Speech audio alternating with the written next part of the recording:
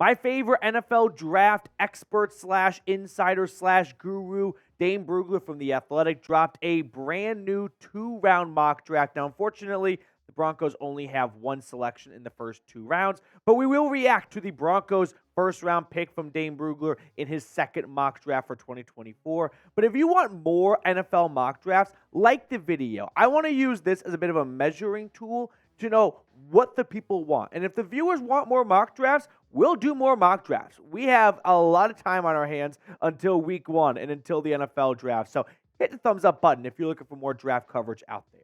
Now let's jump into Dane Brugler's 2.0 mock draft. He has the Chicago Bears selecting Caleb Williams first overall. Drake Maye goes number 2 to the Commanders. The Patriots go Marvin Harrison, a bit of a best player available pick right there. Malik Nabers is off to the desert.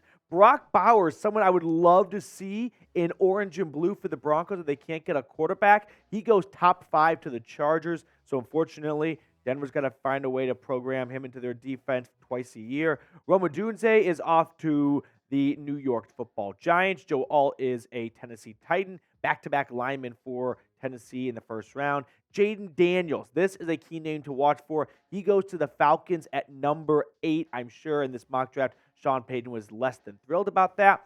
Moving on here, Dallas Turner, an Alabama edge rusher, goes to the Bears. Olu Fashanu, one of the better tackles in football in this draft class, is a New York Jet. And then another edge rusher goes to the Vikings. And finally, we stumble across the Broncos pick at number 12, which is Terrion Arnold, cornerback out of Alabama. So let's get to know Arnold a little bit, and then I'll give you my reaction to the selection. So he's 6 foot, 196 pounds, which as far as cornerbacks go is a pretty standard to maybe slightly above average height and weight. That 6 foot's really important for corners because I know people lose their minds over quarterback hand size and stuff, but a 5'9" corner and a 6 foot corner, well, that's the difference of a touchdown or a pass breakup sometimes. 2-year starter at Alabama. I know the more popular corner in Tuscaloosa is Kool-Aid McKinstry, but if you talk to enough people down there in Alabama, they will tell you Arnold is actually the better corner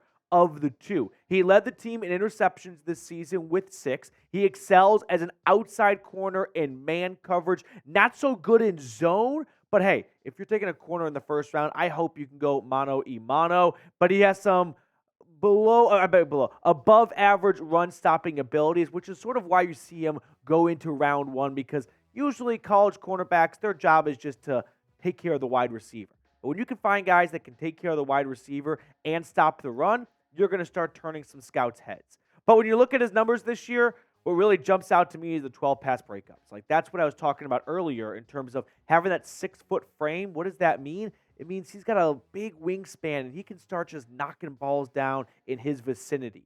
Now, Dane Brugler from The Athletic, he had a little write-up on this selection, and I want to share it with you guys. There won't be a consensus CB1, but Arnold has the best package of traits, and I know several NFL scouts who feel the same way. Though he's not the most disciplined corner in the draft, Arnold is a top-tier athlete with outstanding competitiveness and ball production. 17 passes defended and 5 interceptions in 2023. I guess a little bit depending on who you ask. But I can get on board with going best player available at corner or edge if the top 3 quarterbacks are gone. And in this mock draft, Caleb Williams, Drake Maye, they're going top 3. Jaden Daniels is kind of the big question mark, right? Could the Broncos have the LSU Heisman-winning quarterback slip to him at 12, or at least slip enough where the Broncos could jump up a couple of spots and go get a superstar QB in my eyes in Jaden Daniels? Now, as for the player Arnold, I'm not absolutely blown away with him. I think there's a reason why you don't see a single cornerback mock to go in the top 10. Whereas last year and the year before, like, we had Derek Stingley, Sauce Gardner, Devin Witherspoon, right? Those guys looked like future Pro Bowl caliber players.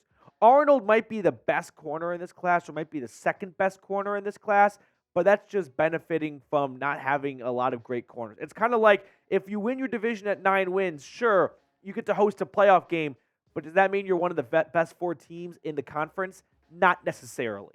So let me toss this question your way here. As you guys look at the Broncos cornerback room, which could use another CB with Moreau being a free agent and Damari Mathis sucking and very, very little snaps for Riley Moss in year 1. Should Denver go QB in round 1 no matter what, right? There are still some other quarterbacks on the board when the Denver Broncos in this mock draft went Terrion Arnold. So I want to know, is it, hey, if you're moving out from Russell Wilson, you have to take a quarterback in round 1 no matter what. Here's where the other quarterbacks went. So after Daniels, J.J. McCarthy goes to the Rams as Matthew Stafford's successor, number 19 overall. So the Broncos could have taken J.J. They also could have taken Michael Penix Jr., who ended up going round 2 in this mock draft. So I think Michael Penix is this year's Will Levis. Some people think he might go top 10. Some people might think he might not even go round 1 at all. And if I remember last year, what round did Will Levis go? Oh, yeah, round 2. I think Michael Penix and JJ are this year's, hey, let's toss him into round 1 to make the draft conversations a bit more exciting and get some interest going. Because, do you guys remember the Kenny Pickett draft? There was not a whole lot of buzz and excitement around that draft.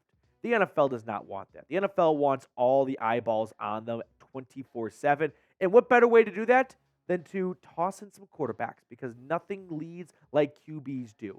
Now, before we talk about J.J. McCarthy and Michael Penix and tell you whether or not I think they should go get them at number 12, I do want to tell you all about our awesome sponsor today, Prize Picks. Thanks to Prize Picks, I had an absolute blast watching football all season long, as I always do, and as you always do too, I'm sure. But you can stay extra locked in on some of those dud games out there, or you can stay locked in on some great playoff games as well. So first, let me tell you how Prize Picks operates. You pick 2 to 6 players.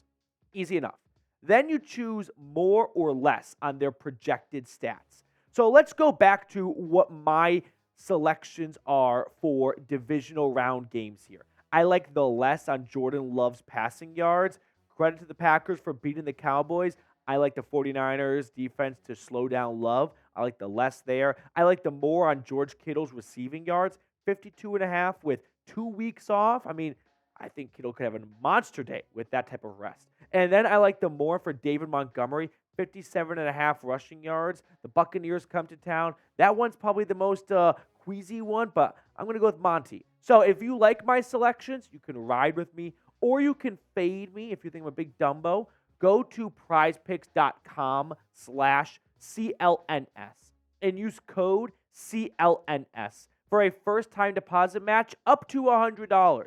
I put that link in the comments and description of today's video.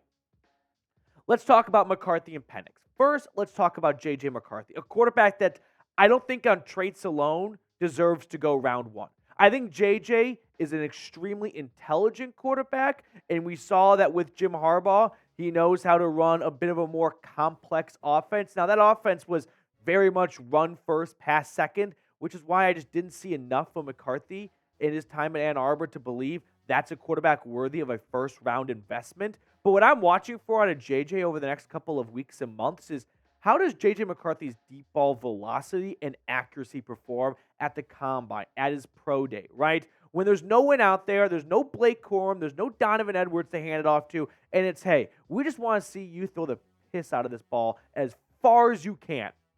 How does JJ's arm hold up? Because we didn't really see a whole lot of that. Like, I'm not going to say he never threw one single deep pass. He did for sure throughout his time at Michigan, but just not a big enough sample size to know for sure whether or not he's got that big arm factor. And if you're going round 1 quarterback, they need to have that big arm factor in my eyes. Now, I could see Sean Payton falling in love with JJ as a bit of a project in terms of maybe sitting him for a year, because he's going to want a quarterback that can run his offense well, and Sean Payton's offense is the most complex in the NFL, and maybe he feels JJ is the man for the job.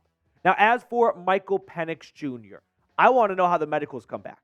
I'm a big fan of Michael Penix Jr. If you've watched our show before, you know my thing on Penix, which is if he was a righty SEC quarterback, this would be a no-doubter first-round QB. But because he's a lefty, some people think he's a witch.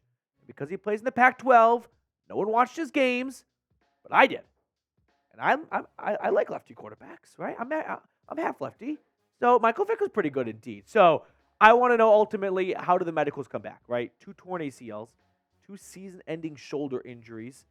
Those are very, very big concerns. And if we're talking about a guy in day 3 of the draft, sure, I can, stomach using a 4th or 5th round pick on a guy who's got some checkered medical past, but we're talking about a first-round pick here, okay? So I want to know how the medicals come back on Michael Penix, and then I can make a much more informed decision.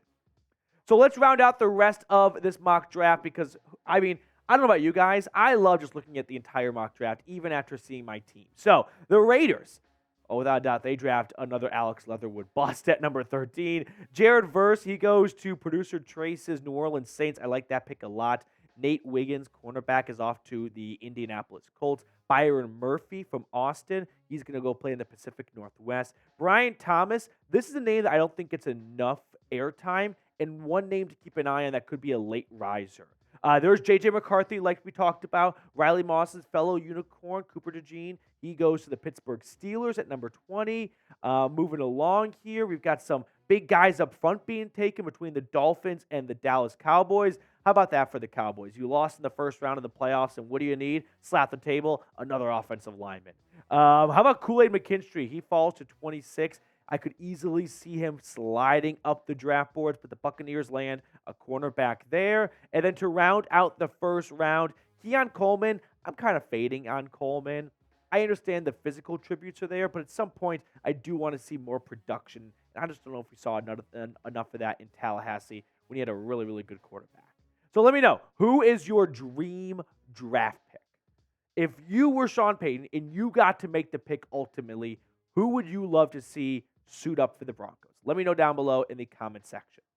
I do want to touch on, I think, a very important, just subtle storyline to keep an eye on, which is the top 10 draft picks here. Because if you look at them, the Bears may or may not need quarterback help depending on how they decide Justin Fields or what they decide Justin Fields.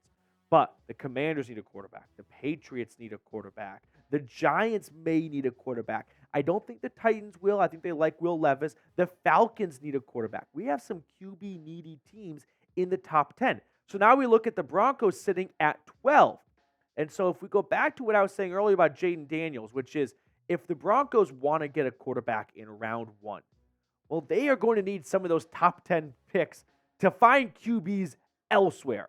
That way the Broncos can have a Daniels maybe fall to them at number 12. So what's Denver's dream? In my eyes, it's the Bears trade this is through the lens of what's a dream scenario for Sean Payton and the Broncos. It is the Chicago Bears trade Justin Fields to another team picking in the top 10, say the Atlanta Falcons, okay? Well, now the Bears go draft Caleb Williams. The Commanders go take Drake Maye. The Falcons then at number 8 in this mock draft, they took Jaden Daniels.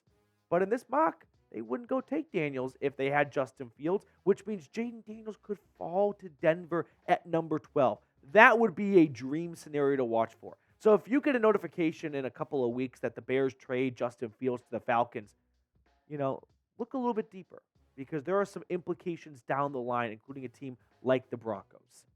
That's going to do it for us on today's show. Thank you so much for tuning in. I always appreciate those of you who take time out of your day to come hang out with us. We will sign off, and we'll see you guys later.